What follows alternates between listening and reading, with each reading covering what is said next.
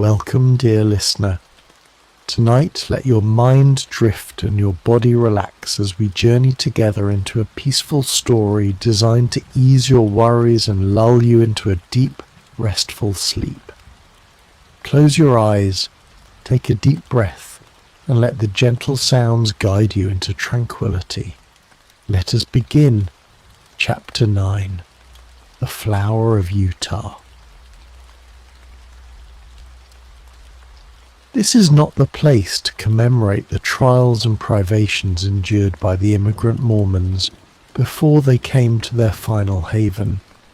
From the shores of the Mississippi to the western slopes of the Rocky Mountains, they had struggled on with a constancy almost unparalleled in history. The savage man and the savage beast, hunger, thirst, fatigue and disease, every impediment which nature could place in the way, had all been overcome with Anglo-Saxon tenacity. Yet the long journey and the accumulated terrors had shaken the hearts of the stoutest among them. There was not one who did not sink upon his knees in heartfelt prayer when they saw the broad valley of Utah bathed in the sunlight beneath them, and learned from the lips of their leader that this was the promised land, and that these virgin acres were to be theirs for evermore. Young speedily proved himself to be a skillful administrator, as well as a resolute chief. Maps were drawn and charts prepared, in which the future city was sketched out. All around, farms were apportioned and allotted, in proportion to the standing of each individual. The tradesman was put to his trade, and the artisan to his calling. In the town streets and squares sprang up, as if by magic. In the country there was draining and hedging, planting and clearing, until the next summer saw the whole country golden with the wheat crop. Everything prospered in the strange settlement. Above all, the great temple which they had erected in the centre of the city grew ever taller and larger. From the first blush of dawn until the closing of the twilight, the clatter of the hammer and the rasp of the saw was never absent from the monument which the immigrants erected to him who had led them safe through many dangers. The two castaways, John Ferrier and the little girl who had shared his fortunes and had been adopted as his daughter, accompanied the Mormons to the end of their great pilgrimage. Little Lucy Ferrier was borne along pleasantly enough in Elder Stangerson's wagon, a retreat which she shared with the Mormon's 3 wives and with his son, a headstrong forward boy of 12. Having rallied, with the elasticity of childhood, from the shock caused by her mother's death, she soon became a pet with the women and reconciled herself to this new life in her moving canvas-covered home. In the meantime, Ferrier, having recovered from his privations, distinguished himself as a useful guide and an indefatigable hunter. So rapidly did he gain the esteem of his new companions, but when they reached the end of their wanderings, it was unanimously agreed that he should be provided with as large and as fertile a tract of land as any of the settlers, with the exception of Young himself, and of Stangerson, Kemble, Johnston, and Drebber, who were the 4 principal elders. On the farm thus acquired, John Ferrier built himself a substantial log house, which received so many additions in succeeding years that it grew into a roomy villa. He was a man of a practical turn of mind, keen in his dealings and skilful with his hands. His iron constitution enabled him to work morning and evening at improving and tilling his lands. Hence it came about that his farm and all that belonged to him prospered exceedingly. In 3 years he was better off than his neighbours. In 6 he was well-to-do. In 9 he was rich, and in 12 there were not half a dozen men in the whole of Salt Lake City who could compare with him. From the great inland sea to the distant Wasatch Mountains, there was no name better known than that of John Ferrier. There was one way, and only one, in which he offended the susceptibilities of his co-religionists. No argument or persuasion could ever induce him to set up a female establishment after the manner of his companions. He never gave reasons for this persistent refusal, but contented himself by resolutely and inflexibly adhering to his determination. There were some who accused him of lukewarmness in his adopted religion, and others who put it down to greed of wealth and reluctance to incur expense. Others, again, spoke of some early love affair, and of a fair-haired girl who had pined away on the shores of the Atlantic. Whatever the reason, Ferrier remained strictly celibate. In every other respect he conformed to the religion of the young settlement, and gained the name of being an orthodox and straight-walking man. Lucy Ferrier grew up within the log house, and assisted her adopted father in all his undertakings. The keen air of the mountains and the balsamic odour of the pine trees took the place of nurse and mother to the young girl. As year succeeded to year, she grew taller and stronger, her cheek more ruddy, and her step more elastic. Many a wayfarer upon the high road which ran by Ferrier's farm felt long-forgotten thoughts revive in their mind as they watched her lithe girlish figure tripping through the wheat fields, or met her mounted upon her father's Mustang, and managing it with all the ease and grace of a true child of the West. So the bud blossomed into a flower, and the year which saw her father, the richest of the farmers, left her as fair a specimen of American girlhood as could be found in the whole Pacific slope.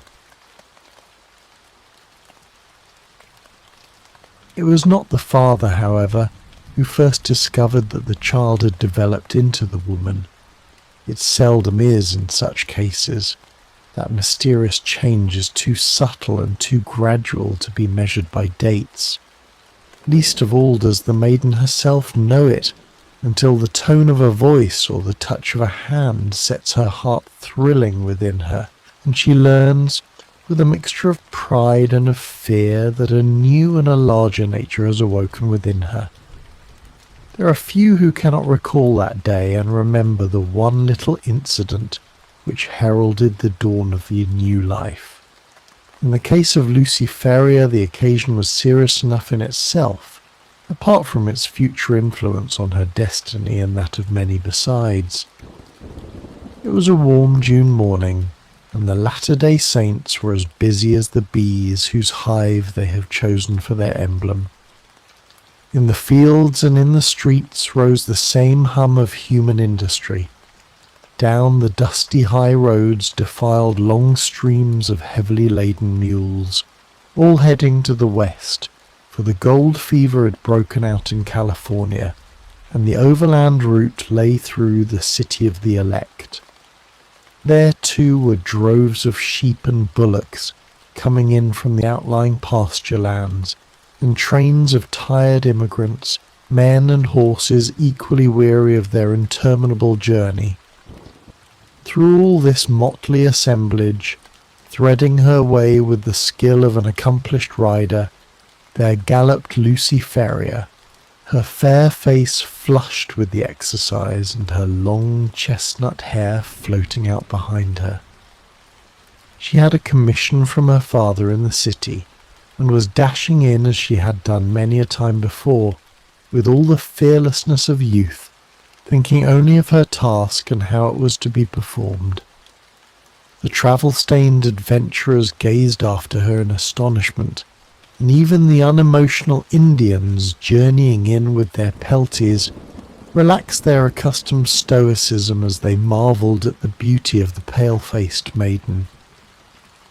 She had reached the outskirts of the city when she found the road blocked by a great drove of cattle, driven by a half-dozen wild-looking herdsmen from the plains.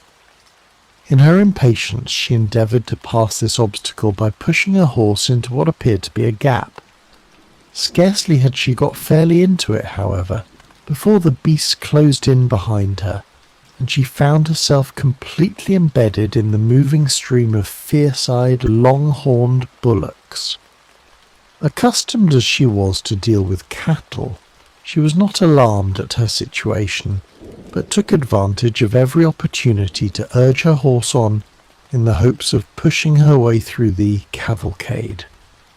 Unfortunately, the horns of one of the creatures, either by accident or design, came in violent contact with the flank of the mustang and excited it to madness. In an instant it reared up upon its hind legs with a snort of rage and pranced and tossed in a way that would have unseated any but a most skilful rider. The situation was full of peril. Every plunge of the excited horse brought it against the horns again, and goaded it to fresh madness. It was all that the girl could do to keep herself in the saddle, yet a slip would mean a terrible death under the hoofs of the unwieldy and terrified animals. Unaccustomed to sudden emergencies, her head began to swim, and her grip upon the bridle to relax. Choked by the rising cloud of dust and by the steam from the struggling creatures, she might have abandoned her efforts in despair, but for a kindly voice at her elbow, which assured her of assistance. At the same moment a sinewy brown hand caught the frightened horse by the curb, and forcing a way through the drove soon brought her to the outskirts. "You're not hurt, I hope, miss," said her preserver respectfully. She looked up at his dark, fierce face and laughed saucily. "I'm awful frightened," she said naively. "Whoever would have thought that Poncho would have been so scared by a lot of cows?" "Thank God you kept your seat," the other said earnestly. He was a tall, savage-looking young fellow, mounted on a powerful roan horse, and clad in the rough dress of a hunter, with a long rifle slung over his shoulders. "I guess you're the daughter of John Ferrier," he remarked. "I saw you ride down from his house. When you see him, ask him if he remembers the Jefferson Hopes of St. Louis. If he's the same Ferrier, my father and he were pretty thick." "Hadn't you better come and ask yourself?" she asked demurely. The young fellow seemed pleased at the suggestion, and his dark eyes sparkled with pleasure. "I'll do so," he said. "We've been in the mountains for 2 months and are not over and above in visiting condition. He must take us as he finds us." "He has a good deal to thank you for, and so have I," she answered. "He's awful fond of me. If those cows had jumped on me, he'd have never got over it." "Neither would I," said her companion. "You? Well, I don't see that it would make much matter to you anyhow. You ain't even a friend of ours." The young hunter's dark face grew so gloomy over this remark that Lucy Ferrier laughed aloud. "There, I didn't mean that," she said. "Of course you're a friend now. You must come and see us. Now I must push along, or father won't trust me with his business any more. Goodbye." "Goodbye," he answered, raising his broad sombrero and bending over her little hand. She wheeled her mustang round, gave it a cut with her riding whip, and darted away down the broad road in a rolling cloud of dust. Young Jefferson Hope rode on with his companions, gloomy and taciturn. He and they had been among the Nevada mountains prospecting for silver, and were returning to Salt Lake City in the hope of raising capital enough to work some lodes, which they had discovered. He had been as keen as any of them upon the business until this sudden incident had drawn his thoughts into another channel. The sight of the fair young girl, as frank and wholesome as the Sierra breezes, had stirred his volcanic, untamed heart to its very depths. When she had vanished from his sight, he realized that a crisis had come in his life, and that neither silver speculations nor any other questions could ever be of such importance to him as this new and all-absorbing one. The love which had sprung up in his heart was not the sudden, changeable fancy of a boy, but rather the wild, fierce passion of a man of strong will and imperious temper. He had been accustomed to succeed in all that he undertook. He swore in his heart that he would not fail in this if human effort and human perseverance could render him successful. He called on John Ferrier that night, and many times again, until his face was a familiar one at the farmhouse. John, cooped up in the valley and absorbed in his work, had had little chance of learning the news of the outside world during the last 12 years. All this Jefferson Hope was able to tell him, and in a style which interested Lucy as well as her father. He had been a pioneer in California, and could narrate many a strange tale of fortunes made and fortunes lost in those wild halcyon days. He had been a scout too, and a trapper, a silver explorer, and a ranchman. Wherever stirring adventures were to be had, Jefferson Hope had been there in search of them. He soon became a favourite with the old farmer, who spoke eloquently of his virtues. On such occasions Lucy was silent, but her blushing cheek and her bright, happy eyes showed only too clearly that her young heart was no longer her own. Her honest father may not have observed these symptoms, but they were assuredly not thrown away upon the man who had won her affections. It was a summer evening when he came galloping down the road and pulled up at the gate. She was at the doorway and came down to meet him. He threw the bridle over the fence and strode up the pathway. "I am off, Lucy," he said, taking her 2 hands in his and gazing tenderly down into her face. "I won't ask you to come with me now, but will you be ready to come when I'm here again?" "And when will that be?" she asked, blushing and laughing. "A couple of months at the outside. I will come and claim you then, my darling. There's no one who can stand between us." "And how about father?" she asked. "He has given his consent, provided we get these mines working all right. I have no fear on that head." "Oh well, of course, if you and father have arranged it all, there's no more to be said," she whispered, with her cheek against his broad breast. "Thank God," he said hoarsely, stooping and kissing her. "It is settled then. The longer I stay, the harder it will be to go. They are waiting for me at the cannon. Goodbye, my own darling, goodbye. In 2 months you shall see me."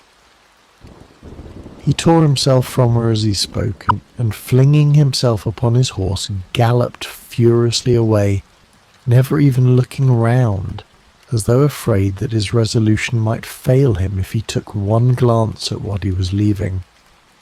She stood at the gate, gazing after him until he vanished from her sight. Then she walked back into the house, the happiest girl in all Utah. As our journey comes to an end, let the quiet stillness of the night wrap her around you like a warm embrace. The story may fade, but the peace it brought remains with you, guiding you into a deep and restful sleep. Rest easy, dear listener, and may your dreams be as gentle as the whispering winds. Good night.